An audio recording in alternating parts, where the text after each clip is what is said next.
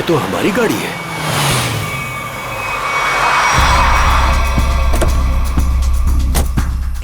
ये तो टीना और आकाश की गाड़ी है। Oh my God! आकाश, टीना, बच्चे नहीं है। मैं एक बार फिर से फोन करता हूँ। गाड़ी यहीं पर है तो दोनों बच्चे भी यहीं पर होने चाहिए। कैसे डरावनी जगह है, कितना घना जंगल है ये। पता नहीं टीना और आकाश को यहाँ गाड़ी रोकने की क्या जरूरत थी। दोनों में से किसी का भी फोन नहीं लग रहा है। लूटपाट का मामला तो नहीं लगता है भाई साहब। बच्चों को सारा सामान गाड़ी में ही है। ऐसे बीच सड़क पे बच्चे गाड़ी छोड़ के गए कहाँ? समझ में नहीं आ रहा मेरे दोनों बच्चे कहाँ चले गए। क्या हो गया उनको? मीरा कुछ नहीं होगा हमारे बच्चों को। शांति रखो, घबराओ मत। आओ यहीं कहीं आसपास देखते हैं। आकाश! टीना! आकाश! आकाश! आकाश! मेरी आवाज सुनाई दे रही है? आकाश! आकाश! टीना! पता नहीं इस घने जंगल में बच्चे कहाँ चले गए। मीरा, गाड़ी यहाँ पर है तो बच्चे भी यहीं पर होने चाहिए।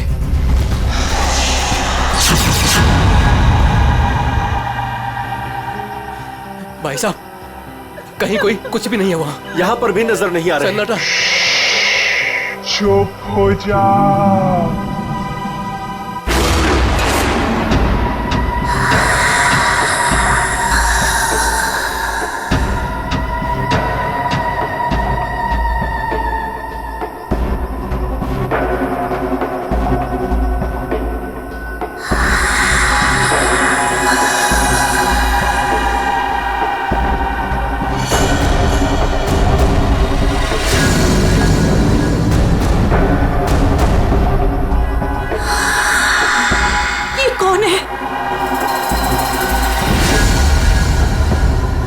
कौन हो तुम?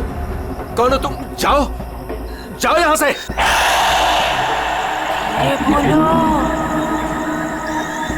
आवाज बिल्कुल नहीं, वरना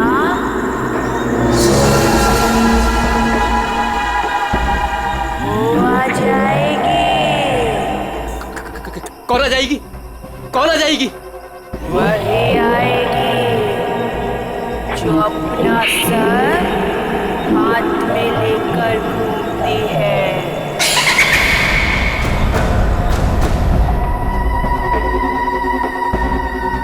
वो आ जाएगी। चलो कौन है? जल्दी, आ जाएगी। चलो गाड़ी में बैठो, जल्दी। वो आ जाएगी। वो आ जाएगी। वो आ जाएगी।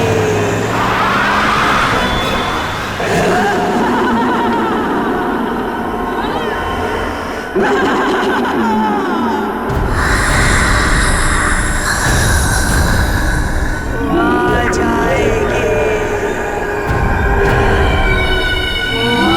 जाएगी।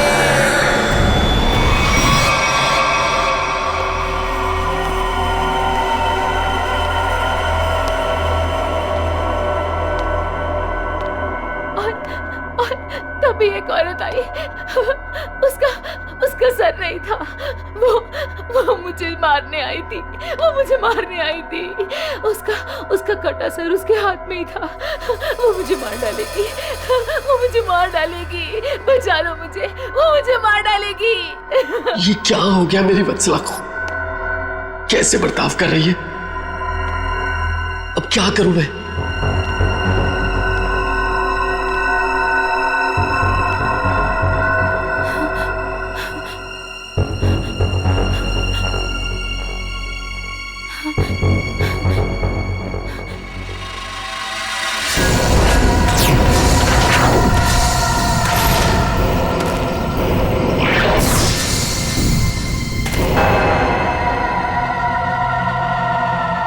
सर, उसके बाद क्या हुआ? उसके बाद वो कटे सर वाली औरत मेरी तरफ घूम गई। मैं डर की वजह से पीछे हट गई। वो मेरी तरफ बढ़ती रही। वो अपना कटा सर मेरे चेहरे की तरफ फेंक। नहीं,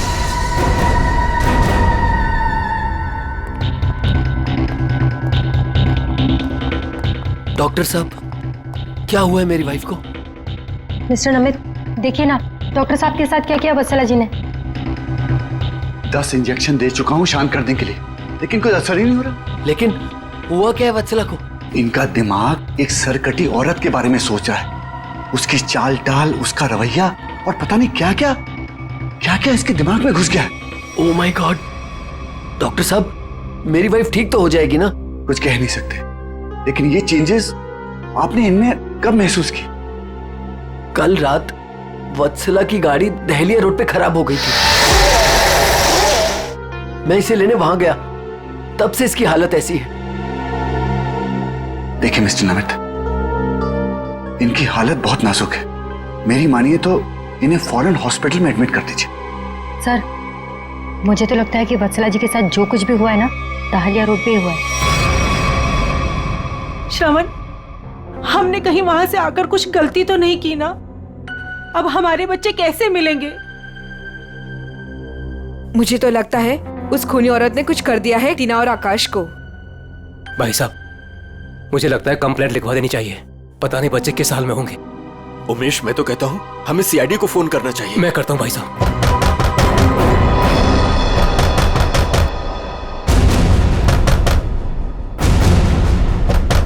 ये इस तरह से दरवाजा कौन पीट रहा है? मैं देखता हूँ।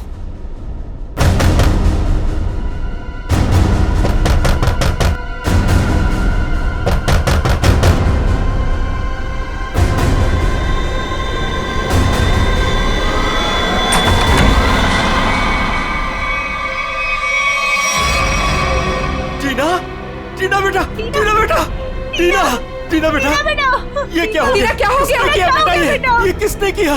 टीना, भाई साहब, इसकी हालत तो बहुत खराब है। इसे हॉस्पिटल ले जाना होगा। मैं गाड़ी निकालता हूँ भाई साहब। टीना बेटा, कुछ तो बोलो। आकाश कहाँ है? आकाश भैया को बचा लो। बचा लो मतलब? क्या हुआ है आकाश को? टीना बेटा, टीना, टीना आंखें खोलो बेटा, आंखें खोलो बेटा, आंखें बंद मत कर बेटा। टीना, क्या हुआ तुम्हें? वो गाड़ी हमें रोक रही है वहाँ।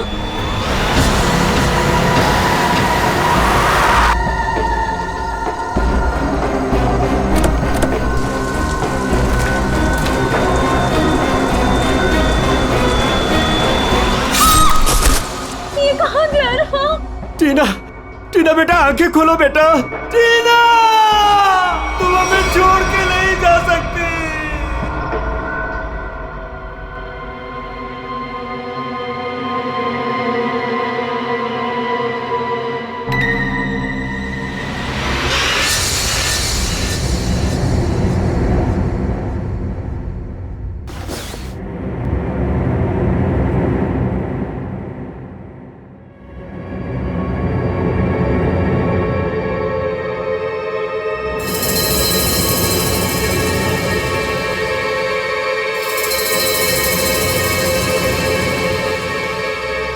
नहीं डॉक्टर साहब, मैं अपनी वाइफ को किसी भी हॉस्पिटल में एडमिट नहीं करने वाला।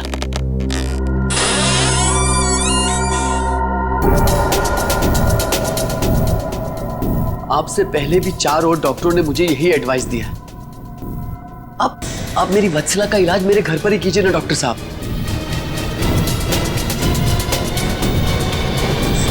मैं अपनी वत्सला को अपने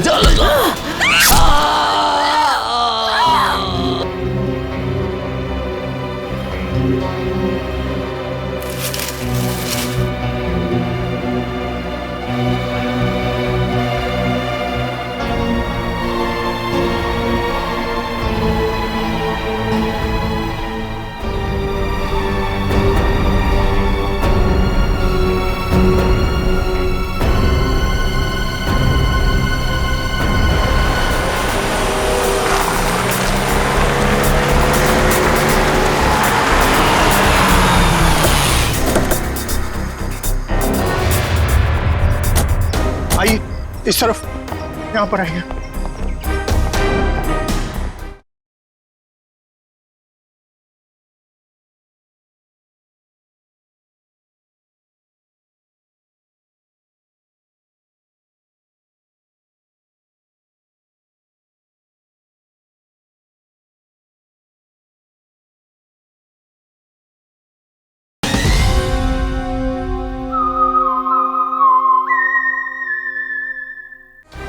यही घर है ये।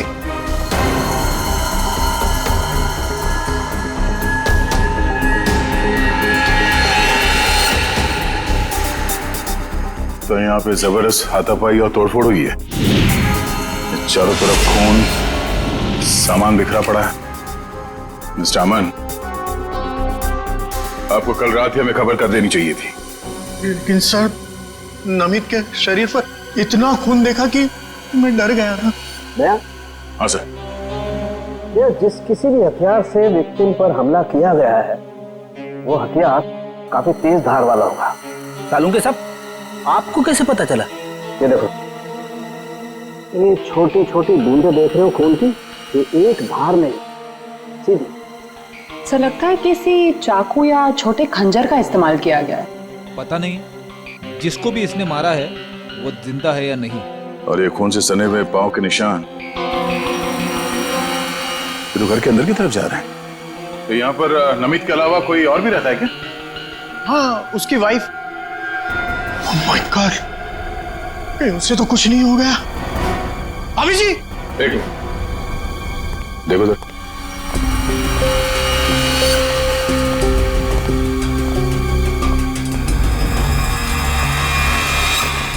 सर, ये पैरों के निशान तो आगे आगे धुंधले होते जा रहे। एक काम करो, इस कमरे को चेक करो।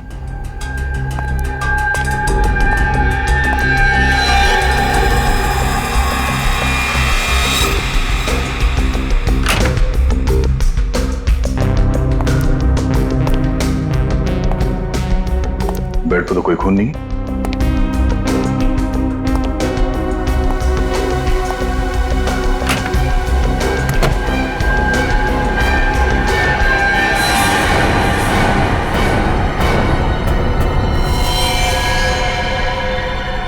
कौन हो तुम? बाहर आओ। बाहर आओ।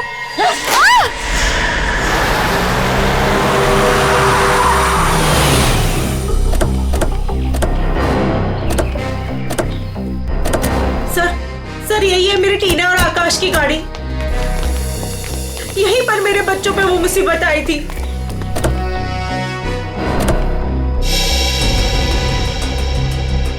सर, वो उस जगह पे खड़ी थी वो भयानक दिखने वाली लड़की। हाँ सर उसी ने हमारी बेटी को मार डाला है और वही हमारे बेटे आकाश को लेकर गई है। सर, गाड़ी के अंदर तो सब ठीक ठाक ही लग रहा है। और सर, हाथापाई के भी कोई निशान नहीं। अच्छा, यहाँ सड़क पे भी जैसा लग नहीं रहा है कि कुछ हुआ है। क्या टीना ने एग्जैक्टली क्या कहा था? सर वो बता रही थी कि आकाश भाइयों को बचा लो। बचा लो मतलब क्या हुआ आकाश को? वो ठीक तो है ना बेटा? सर, कहीं मेरे आकाश को कुछ हो तो नहीं गया? सर, उसके हाथ में कल रात को हंसिया था। हंसिया? सर, हो सकता है कि शायद आकाश अभी भी उस औरत के कब्जे में हो और टीना किसी भी तरीके से वहां से भाग गई हो सकता है। वो जो कोई भी लड़की है शायद आकाश को जंगल में ही ले गई होगी। हाँ सर, हो सकता है आकाश अभी तक जंगल में ही हो। चल के देख लेते हैं। सर, हम भी चलते हैं आपके साथ। नहीं, आप लोग यहीं रुकिए। जंगल थोड़ा खतरनाक है। एक्चुअली आप लोग घर जाइए, कुछ भी पता चलता आपको फोन कर देंगे। ओके? ठीक है सर।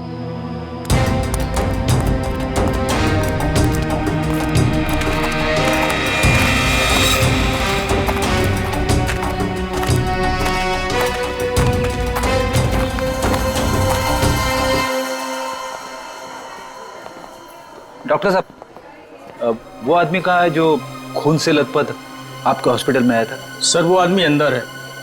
तो अब होश में है या अभी भी बेहोश है? नहीं, अभी होश तो आ गया है उसे, मगर थोड़ी बहकी बहकी बातें कर रहा है। क्या हम उनसे मिल सकते हैं? जी बिल्कुल, आइए।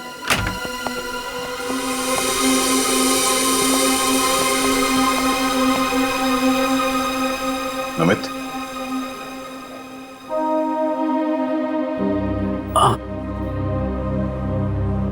कौन? हम लोग सीआईडी से हैं। क्या तुम बता सकते हो कि ये तुम्हारे साथ कैसे हुआ? मार डाला मुझे। मेरी वत्सला ने मुझे मार डाला। पूछिए अमन से, मुझे रोज पीटती थी, पर मैंने कभी भी गुस्से से उसे नहीं घूरा। हाँ सर, मैं हमेशा इस बेचारे की दर्द भरी आवाज सुनता था। मैं समझ जाता था कि भाभी जी का बेलन इसके सर पर बज रहा है। नमित, हम तुम्हारी पत्नी से मिल चुके हैं। कुछ न कुछ तो गड़बड़ हुआ है उसके साथ, लेकिन अचानक वह ऐसा बर्ताव क्यों करने लगी? भगवान, पता नहीं जब से दहलिया रोड से आई है, किसी सरकटी औरत के बारे में बात करती है और किसी पर भी टूट पड़ती है, जैसे जान ले लेगी वो किसी की भी। फिर दहलिया रोड, मतलब जो भी गड़बड़ है वो इस दहलिया रोड पे ही है।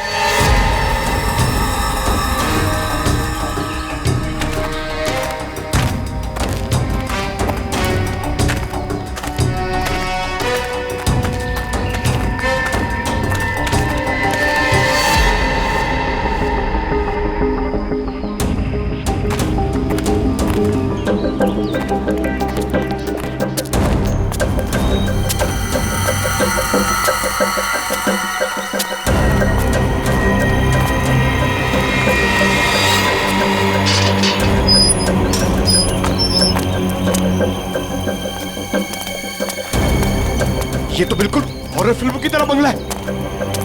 जंगल के बीच में इतना सुनसान। लगता है ये टीना और आकाश इसी घर में आए होंगे।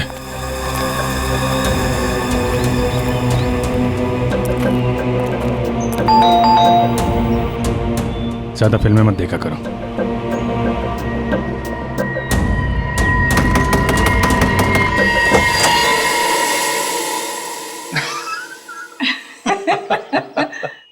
बहुत अच्छा लगा। इतने सुनसान जंगल में भी कोई हमें मिलने आया। एनीवेज, मेरा नाम डीके है और ये मेरी धर्म पत्नी रागिनी।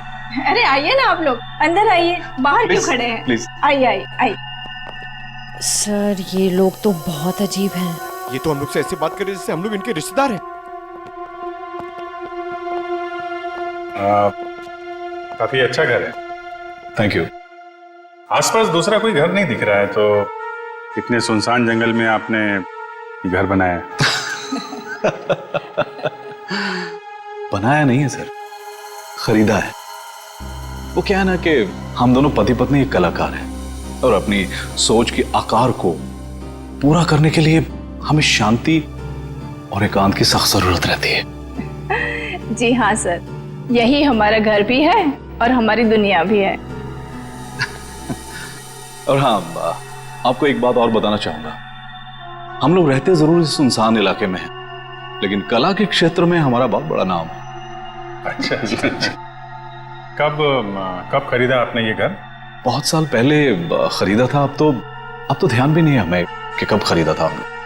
हाँ, ये तो याद होगा कि कल यहाँ पे कौन आया था? हाँ सर, बिल्कुल। लेकिन कल तो यहाँ कोई नहीं आया था सर। ये फोटोज देखिए, ध्यान दीजिए और सोच के बताइए, क्या इन दोनों में से कोई भी कल यहाँ आया था? नहीं मैडम, इनको हमने पहले कभी नहीं देखा।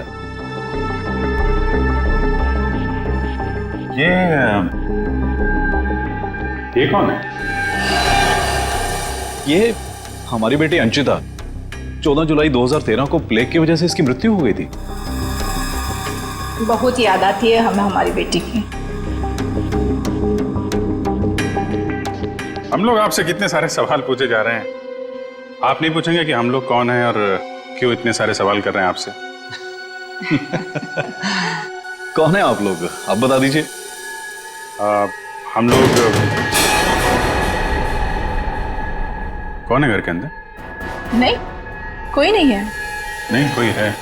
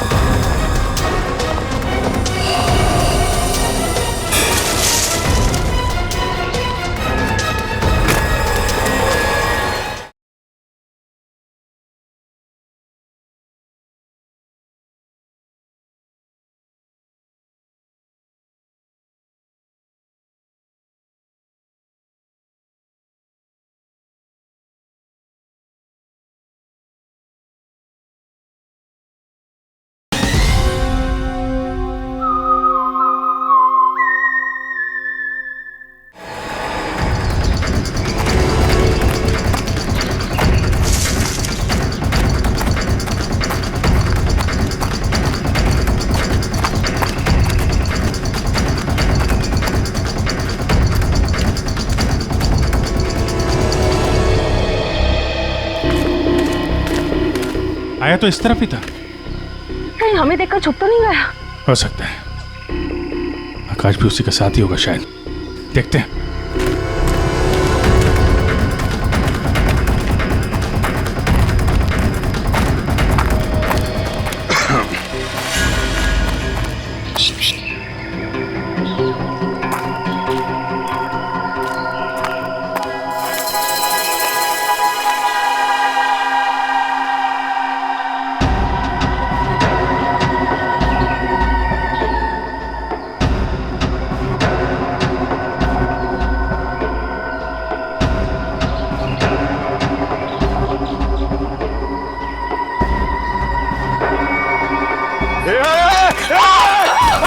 नहीं फायर नहीं। कर नीचे। कौन हो तुम? क्या कर रही थी उस घर के अंदर? हसिया नीचे फेंको। टीना को तुमने मारा था ना? आकाश का धीरे बोलो, वो सुन लेगी। वो तुम्हारे पीछे खड़ी है।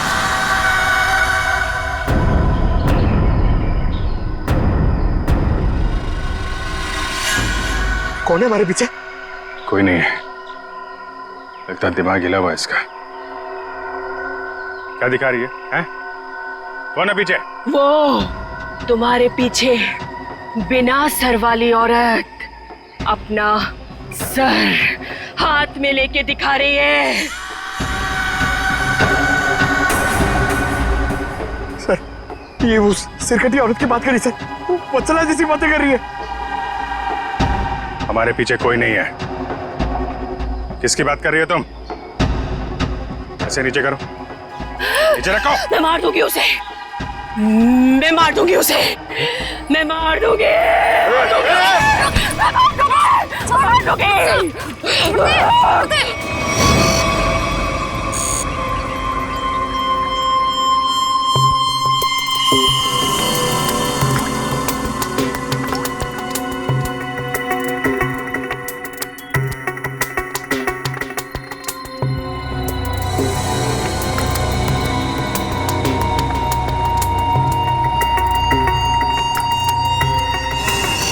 डॉक्टर मल्लिका, आप भी वही सोच रही हैं जो मैं सोच रहा हूँ? यस सर, पर ये है क्या? थोड़ा बहुत तो पता चला है, पूरा तो टेस्ट होने के बाद पता चलेगा।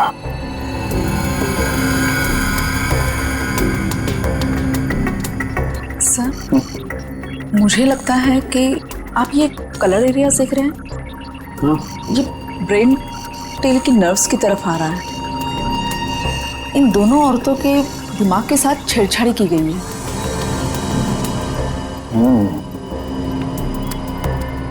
सर इनकी याददाश्त से छेड़छाड़ की गई है।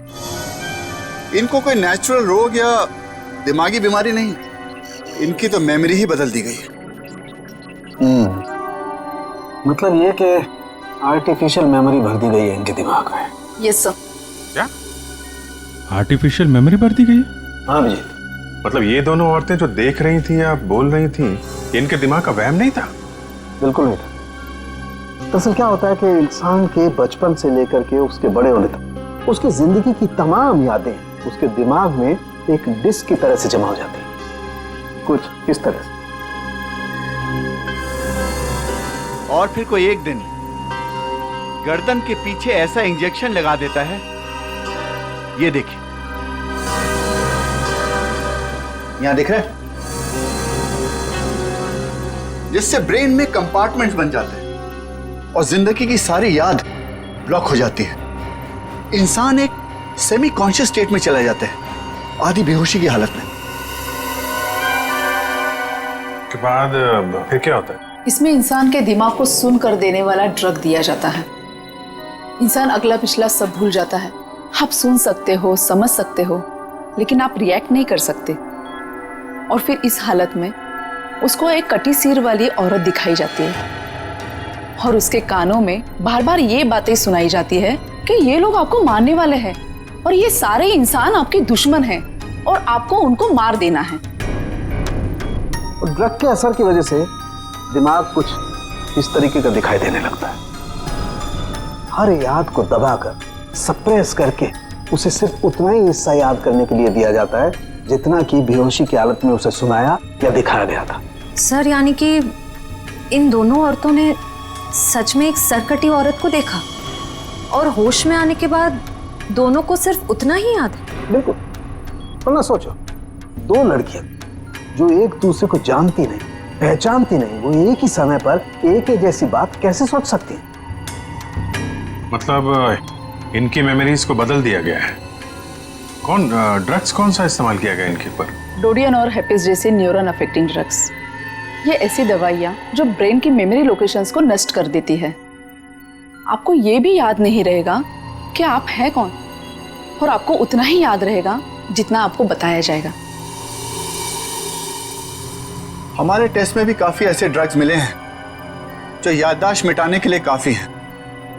और हाँ, इन्हें हल्के इलेक्ट्रिक शॉक्स भी दिए गए। मुझे नहीं लगता ये लड़कियां कभी भी ठीक हो सकती, क्योंकि इस बीमारी का अभी तक कोई एंटीडोट इजाद नहीं हुआ है और हिप्नोसिस में महीनों लग जाएंगे। और फिर भी इस बात की गारंटी नहीं है कि इनकी खोई हुई मेमोरी इन्हें वापस मिल सकती है। अरे सर, ये सब सुन सुन के मेरा सर फटने लग रहा है। सर, आप मेरा ब्रेन मैपिंग कर लीजिए। टहलिया रोड के बंगले के मालिक डीके, रागनी और सड़क पे खड़ी उस लड़की का राज तो अब डहलिया रोड पे जाके ही पता चलेगा। तो थोड़ा घूम आते हैं डहलिया रोड।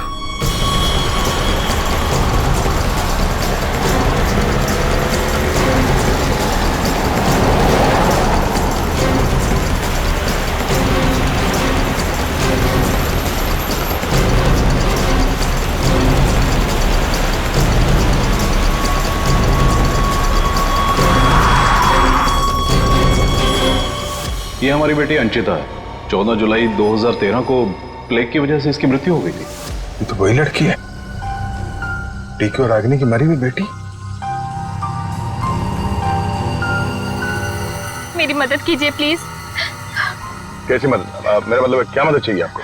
मेरे मम्मी पापा अचानक से बेहोश हो गए। मैंने बहुत कोशिश की उन्हें उठाने की, पर वो नहीं उठे। कहाँ है कहाँ आपके मम्मी पापा? घर पे आके देखिए ना प्लीज, पास में है। चलिए आइए। आइए, कहाँ पर है? चलिए। अच्छा, इन नाम से कोई भी रजिस्ट्रेशन नहीं? ओके ठीक है, थैंक यू सर। सारे पेंटर्स एसोसिएशन में फोन कर लिया सर, मगर डीके और रागिनी के नाम से कोई भी रजिस्ट्रेशन नहीं। सब कुछ झूठ बोला उसने। मुझे तो लगता है कि उसने अपना नाम भी गलत बताया है। जयवंती, कुछ पता चला? नहीं सर, अभी तक कुछ भी नहीं पता चला। मगर सर, कितने कॉन्फिडेंस से झूठ बोल रहे थे दोनों। लगता है सर अब एक ही रास्ता बचा है, उन्हीं से सच उगलवाना पड़ेगा। नहीं जयवंती, पहले उसकी सारी डिटेल्स निकालते हैं, फिर उठाते हैं उसे। लेकिन सर पता कैसे चलेगा? एक काम करो, डहलिया हाउस में जो इनकी तस्वीरें खींची गई थी उन्हें क्रिमिनल डाटाबेस से और मिसिंग केस फाइल से मैच करवा के देखो, शायद असलियत सामने आ जाए। आइए। यहाँ इतनी रोशनी कम क्यों है? वो घर आबादी से दूर है ना, इसलिए वोल्टेज थोड़ा कम है। ये देखिए। ये दोनों एक साथ कैसे बेहोश हो गए? कहीं इस लड़की ने तो कुछ नहीं कर दिया?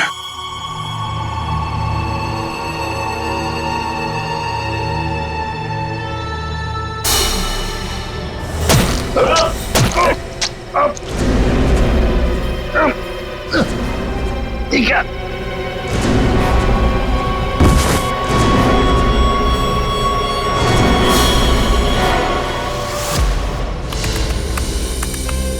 सर, दोनों फोन्स के सिग्नल नहीं मिल रहे हैं। सर, कुछ सेकंड्स पहले तक अभिजीत सर और दया सर का फोन दहलिया रोड पे बता रहा था, लेकिन अभी लोकेशन नहीं दिख रही है।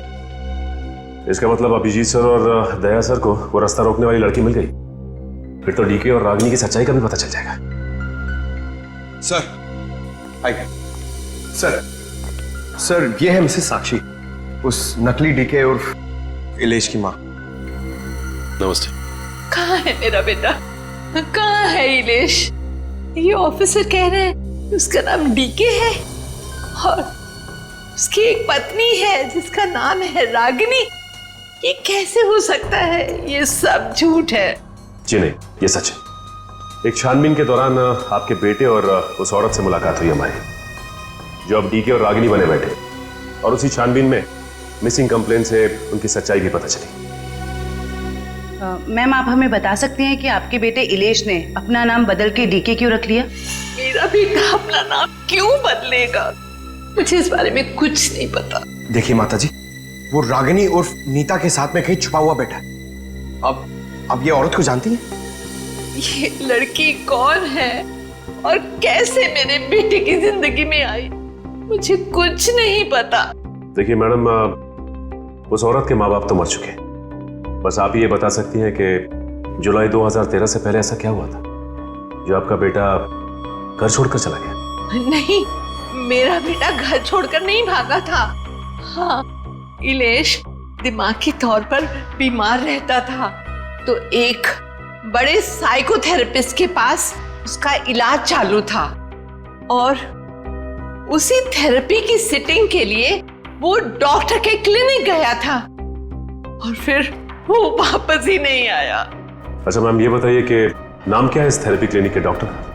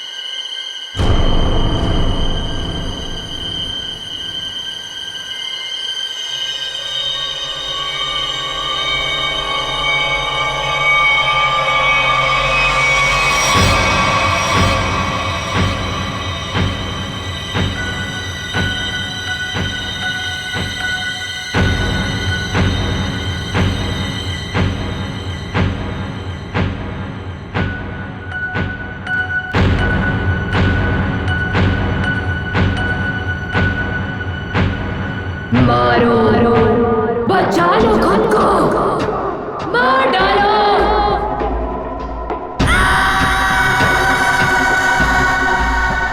मारो, मार डालो। सब दुश्मन है तुम्हारे। मारो, मार डालो। बचा लो खुद को। मारो, मारो, मार दो। सब दुश्मन है तुम्हारे। उठा लो हथियार, उठा लो हथियार, मार दो। समझ में नहीं आ रहा कि इन सबके पीछे एक डॉक्टर हो सकता है। देखते कहाँ का तार कहाँ जाके जुड़ा है सर। बहुत लंबा जाल फैलाता है सर। आज सारे तार कट जाएंगे इसके।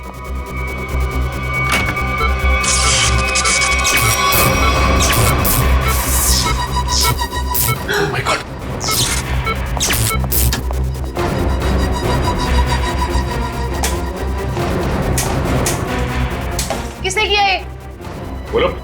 सब किसने किया?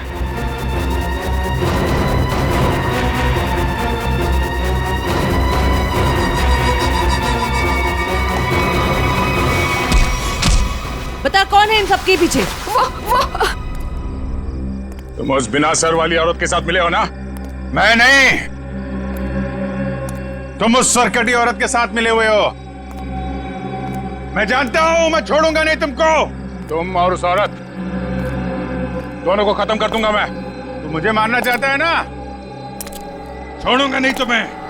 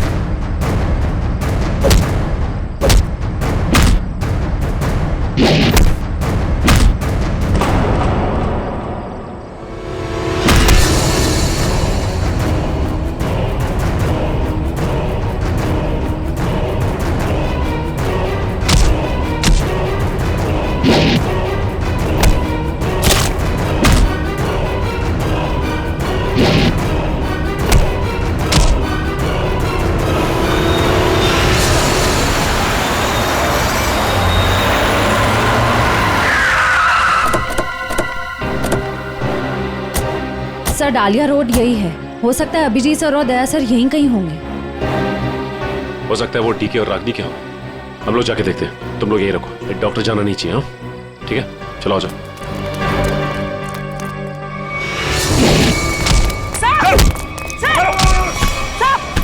अभिजीत सर, क्या कर रहे हो आप लोग?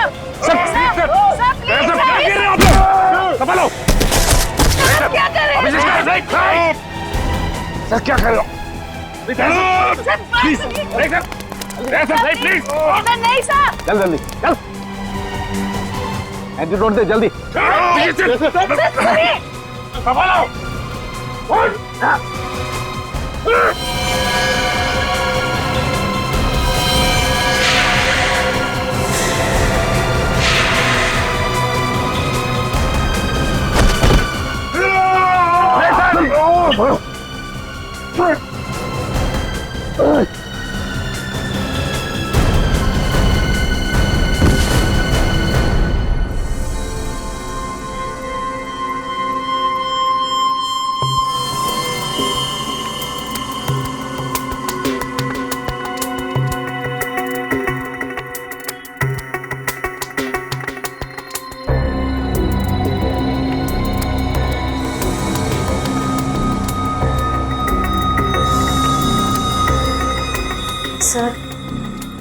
सर सब ठीक तो है ना?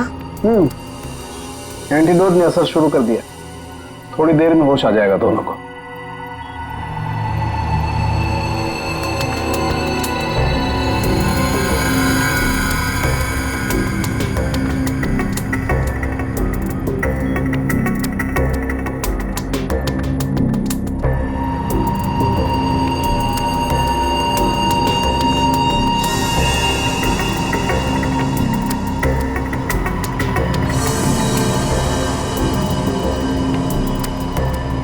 शुक्र मनाओ डॉक्टर सालुंके, अगर ये दोनों ठीक हुए हैं तो सिर्फ मेरी वजह से। अगर अपने दिमाग का सही इस्तेमाल किया होता ना, तो एक मुजरिम की तरह इस हालत में नहीं खड़े होते, समझे? विकास अंकल, आपकी वजह से मैं भी एक मुजरिम बन के रह गई। अभी तो सिर्फ तुम दोनों का गुनाह सामने आया है। जिस दिन तुम दोनों को सजा मिलेगी ना, उस दिन समझ में आएगा कि गलत राह पे चलने का अंजाम क्या होता है।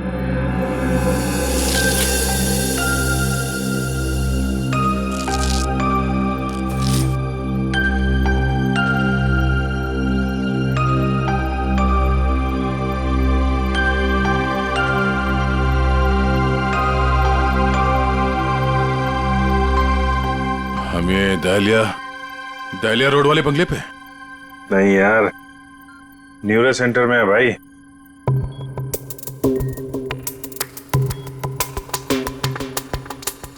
और मुजरिम हमारे सामने खड़ा है।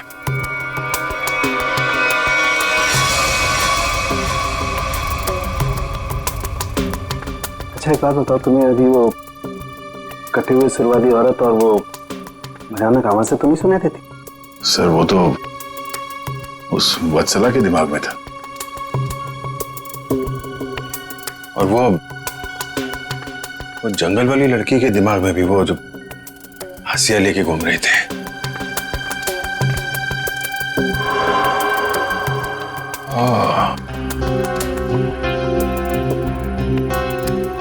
अब समझ में आया, संचिता के माँ बाप ने भी हम लोगों को वो ड्रग्स वाला इंजेक्शन लगा दिया था। हमारे दिमाग में भी ये सारी बातें भरती गई थी। बताओ डॉक्टर विकास, क्यों किया तुमने ये सब? जल्दी बता, वरना हमें तुम्हारा इलाज करना पड़ेगा। क्या बताऊं? डॉक्टर सालुंके ने सब कुछ समझा तो दिया था। मैं दुनिया में तहलका मचाने वाला ब्रेन मैपिंग एक्सपेरिमेंट करना चाहता था। बेहोशी में मैं लोगों को यहां लाता था और उनके ब्रेन से उनकी सोच को निकालकर अपनी सोच भर देता था। जरा सोचो, कितनी ताकत थी मेरे हाथ में। जब वो लोग जागते थे तो उन्हें वही दिखता था और उनके दिमाग में वही ब्रेन की मेमोरी थी जो मैंने डाली थी। उनका ब्रेन वही करता था जो मैं कहता था।